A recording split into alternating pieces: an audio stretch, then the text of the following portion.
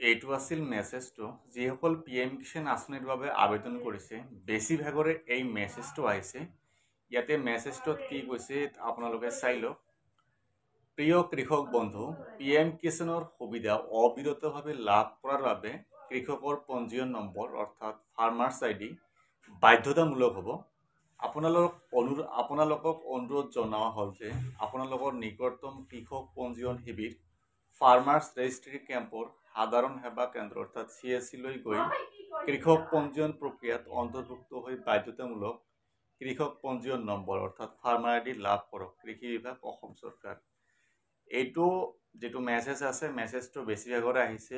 ইয়াৰ বাহিৰেও পঞ্চায়তৰ পৰা মাজে মাজে নোটিছ আহি আছে যে ফাৰ্মাৰ ID বনাই ল'ব লাগে। এতিয়া প্ৰশ্ন হ'ল যে ফাৰ্মাৰ ID কাক কাক বনাব লাগিব আৰু যদি বনাব লাগে কেনেদৰে বনাব লাগিব মই আপোনালোকক কৈছোঁ।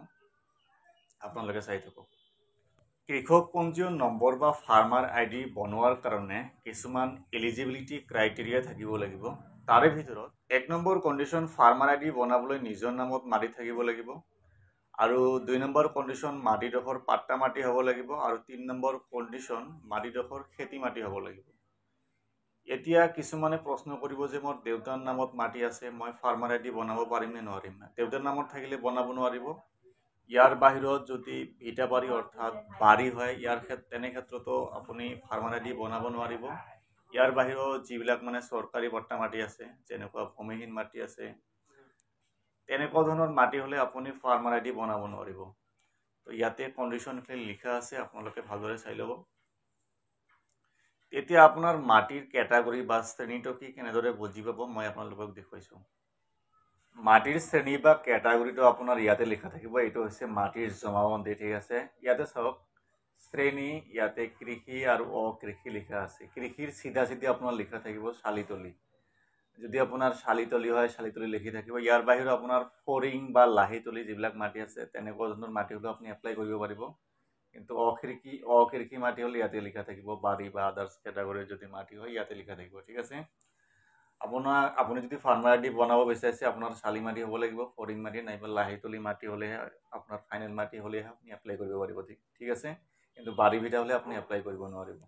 ইয়াৰ বাহিৰে যিবিলাক খাছ মাটি আছে, ভূমিহীন বা চৰকাৰী পাট্টা আছে, এনেকুৱা ধৰণৰ মাটিতে আপুনি এপ্লাই কৰিব নোৱাৰিব। এইখিনি এতিয়া প্ৰশ্ন হ'ল যিসকলৰ আদাৰ্ছ কেটাগৰীৰ মাটি আছে, চৰকাৰী মাটি আছে বা ভূমিহীন মাটি আছে সেইবিলাক অনলাইন কৰিব নালাগে, অৰ্থাৎ অনলাইন কৰিবই নোৱাৰিব সিহঁতে।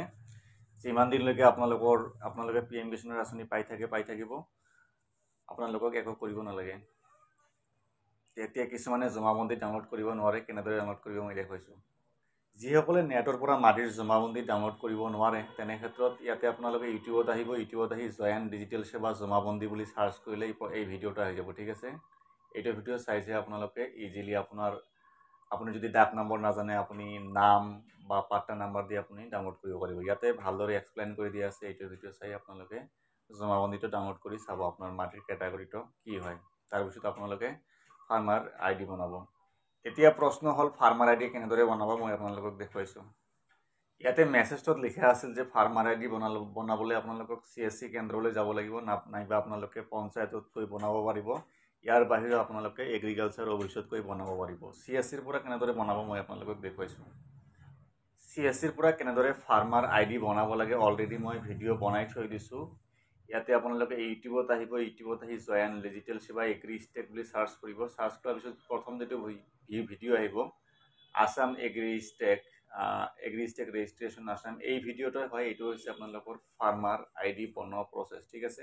ইয়াক এগ্ৰি ষ্টেট বুলিয়ে কোৱা হয়। তো এইটো ভিডিঅ' চাইছে আপোনালোকে ফাৰ্মাৰ ID বনাই ল'ব। ইয়াৰ বাহিৰেও বুজি পোৱা কিবা যদি অসুবিধা হয় কমেণ্ট বক্সত কমেণ্ট কৰি জনাব।